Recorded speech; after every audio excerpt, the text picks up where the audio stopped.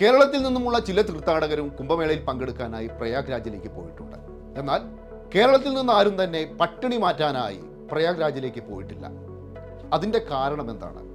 ഈ ചോദ്യത്തിന് ഉത്തരം ലഭിക്കണമെങ്കിൽ ആന്ധ്രാപ്രദേശ് മുഖ്യമന്ത്രിയും പ്രമുഖനായ NDA നേതാവുമായ ചന്ദ്രബാബു നായിഡുവിൻ്റെ ചില വാചകങ്ങൾ കേട്ടാൽ മതി.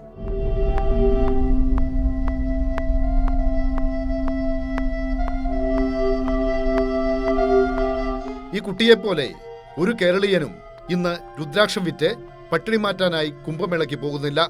ഇതുപോലുള്ള കുട്ടികളെല്ലാം കേരളത്തിൽ വിദ്യാലയങ്ങളിലാണ്.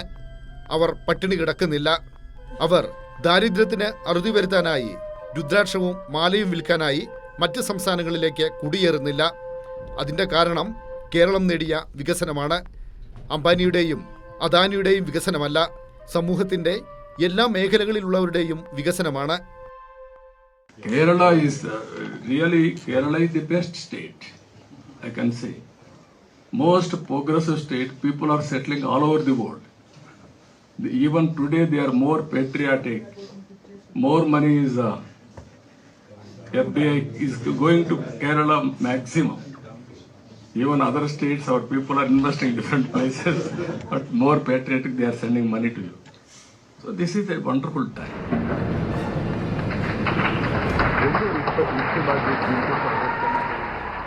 അപ്പോൾ എല്ലാം കൊണ്ടിട്ടും കേരളത്തിൻ്റെ സ്ഥാനം വളരെ ഉയർന്നതാണ്. ചന്ദ്രബാബു നായിഡു ഇതിനെയൊക്കെ ഉദ്ദേശിച്ചിട്ടാണ് ഈ പരാമർശം നടത്തിയതെങ്കിലും അതിനോടൊപ്പം അദ്ദേഹം ചേർത്ത് പറഞ്ഞൊരു കാര്യമുണ്ട്.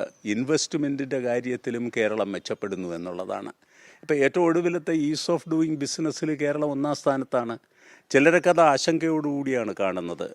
നമുക്ക് പല ഒറ്റപ്പെട്ട മോശമായ വാർത്തകൾ നിക്ഷേപ സൗഹാർദ്ദമല്ല എന്ന് ചൂണ്ടിക്കാണിക്കാൻ മാധ്യമങ്ങൾ ഉപയോഗിക്കുമ്പോഴും നമ്മൾ മനസ്സിലാക്കേണ്ട ഒരു കാര്യം, നമുക്ക് മോശമായ ഒരു റാങ്ക് കിട്ടിയപ്പോഴും ഈസ് ഓഫ് ഡൂയിങ് കണക്കാക്കിയ അതേ വിധാനത ഉപയോഗിച്ചിട്ടാണ്, അതേ രീതിശാസ്ത്രം ഉപയോഗിച്ചിട്ടാണ് ഇപ്പോഴും നമ്മൾ ഈസ് ഓഫ് ഡൂയിങ് ബിസിനസ് കണക്കാക്കുകയും അതിൽ 1-ാം സ്ഥാനത്തെത്തുകയും ചെയ്തത്.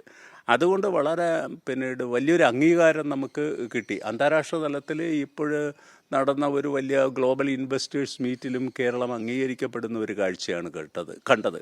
എന്തുകൊണ്ടാണ് കേരളം മുന്നേറുന്നത്? ഇതാ ചെറിയൊരു ഉദാഹരണം.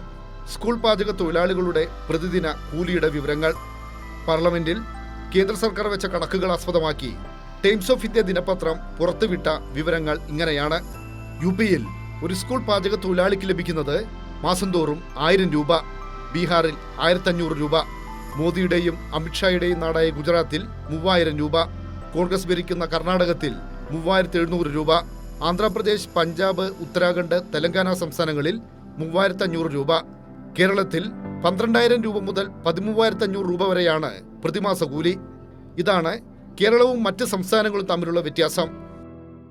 ഒരു ആവറേജ് ആയിട്ടുള്ള ഒരു തൊഴിലാളിയുടെ മിനിമം കൂലി ഉത്തർപ്രദേശിലോ ഗുജറാത്തിലോ ഒക്കെ ആകുമ്പോൾ 250 രൂപ മുതൽ 300 രൂപ വരെയാണ്. കേരളത്തിൽ അത് ഏതാണ്ട് 800 രൂപയാണ്. അപ്പോൾ ഈ വരുന്ന വലിയ ഒരു അന്തരം ഇന്ത്യയിൽ എങ്ങാടും നിലനിൽക്കുകയാണ്. അത് ഇനി വരുന്ന നാളുകളിൽ ഇനി രൂക്ഷമാകാൻ പോവുകയാണ്. ഇന്നിപ്പോൾ എക്കണോമിക് സർവേ വന്നിരിക്കുന്നു. ഈ പെരുപ്പിച്ച കണക്കുകളാണ് അതിലടക്കം വന്നിരിക്കുന്നത്.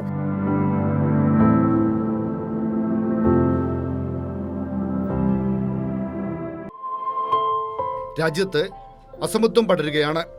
2024 ശതകോടീശ്വരന്മാരുടെ എണ്ണം 259. 2014 മെയ്യിൽ രാജ്യത്തെ തൊഴിലില്ലായ്മ നിരക്ക് 5.44%. 2024 തൊഴിലില്ലായ്മ നിരക്ക് 8.7%. രാജ്യത്തെ 23 കോടി പേർ ദരിദ്രരാണ്. അതിസമ്പന്നരായ 1% കൈകളിലാണ് രാജ്യത്തിന്റെ സമ്പത്തിന്റെ 40%. എന്നാൽ ഇതൊന്നും മോദി സർക്കാർ അംഗീകരിക്കുന്നില്ല. മോദി പ്രധാനമന്ത്രി ആയതിനു ശേഷം 25 കോടി പേരെ ദാരിദ്ര്യത്തിൽ നിന്ന് മുക്തരാക്കി എന്നതാണ് അവകാശവാദം. ഈ അവകാശവാദത്തിന് ആസ്പദമായ പഠനം, കണക്കുകൾ ഇതൊന്നും കേന്ദ്ര സർക്കാരിന്റെ പക്കലില്ല. 2021 ആരംഭിക്കേണ്ട സെൻസസ് നടപടികൾ ഇതുവരെ തുടങ്ങിയിട്ടില്ല. പട്ടിണിയുടെ കാര്യത്തിൽ നമ്മൾ ഇപ്പോഴും ഒരുപാട് പുറകില്ല. സസ്റ്റൈനബിൾ ഡെവലപ്മെൻറ്റ് ഗോൾസിൽ നോ ഹങ്കർ എന്ന് പറയുന്നത് 2030 നമ്മൾ നേടിയെടുക്കേണ്ടതാണ്. ഇന്ത്യ ഇന്നും നേടിയെടുക്കില്ല എന്ന് ഉറപ്പിച്ചു കഴിഞ്ഞിരിക്കുന്ന ഒരു കാര്യമാണ്. 2030 പട്ടിണി സമ്പൂർണ്ണമായിട്ട് മാറത്തില്ല. അതിനകത്ത് പിന്നെ അണ്ടർ ന്യൂട്രീഷൻ ഉണ്ട്, സ്റ്റണ്ടിങ് ഉണ്ട്, വേസ്റ്റിംഗ് ഉണ്ട്. ഇങ്ങനെ 4 ഫാക്ടറുകൾ എടുത്തിട്ടാണ് ഈ പിന്നീട് ഹങ്കർ കണക്കാക്കുന്നത്. അതിൽ നമ്മൾ വളരെ പുറകിലാണ്. അപ്പോൾ ഒരുപാട് പുറകിലായിട്ടുള്ള ഒരു ഹങ്കറിനെ കുറിച്ച് മിണ്ടാതെ കേവല ദാരിദ്ര്യത്തെക്കുറിച്ചാണ് ഇവർ സംസാരിക്കുന്നത്. രാജ്യം വളരുകയാണല്ലോ. ഇവരവകാശപ്പെടുന്ന മൂന്നാമത്തെ പിന്നീട് നമ്മളുടെ അവകാശം എന്ന് പറയുന്ന മൂന്നാമത്തെ രാഷ്ട്രമായിട്ട്, വലിയ രാഷ്ട്രമായിട്ട് ലോകത്തിലേക്ക് ഉയരുന്നു എന്നുള്ളതാണല്ലോ. അങ്ങനെ വരുമ്പോൾ കേവല ദാരിദ്ര്യത്തിൽ മാത്രം ദരിദ്രരെ കണക്കാക്കിയാൽ മതിയോ? അതിനപ്പുറം ഒരു ബഹുമുഖ ദാരിദ്ര്യമുണ്ട്, അതിനല്പം കണക്കാക്കുന്നുണ്ട്, അതിൽ നമ്മൾ ചെറിയ പുരോഗതി കൈവരിക്കുന്നുണ്ട്. പക്ഷേ എല്ലാത്തിലുപരി പട്ടിണിയെക്കുറിച്ച് നമ്മൾ സംസാരിക്കണം. 4 പ്രധാനപ്പെട്ട പാരാമീറ്റേഴ്സ് അംഗീകരിച്ചുകൊണ്ട് കണക്കാക്കുന്ന ഹങ്കറിൽ നമ്മളെവിടെയും നമ്മൾ 2030 ഒരിക്കലും എത്തില്ല എന്നുള്ള സൂചനകളാണ് നിതി ആയോഗിൻ്റെ കണക്കിൽ നിന്ന് വ്യക്തമാകുന്നത്. വർഗീയത വികസനമുണ്ടാക്കില്ല. ഇടതുപക്ഷ ജനപക്ഷ രാഷ്ട്രീയം വികസനമുണ്ടാക്കും. ഇന്ത്യയുടെ കീഴോട്ടുപോക്കും കേരളത്തിൻ്റെ മേലോട്ടുപോക്കും ഇതാണ് രാജ്യത്തെ പഠിപ്പിക്കുന്നത്.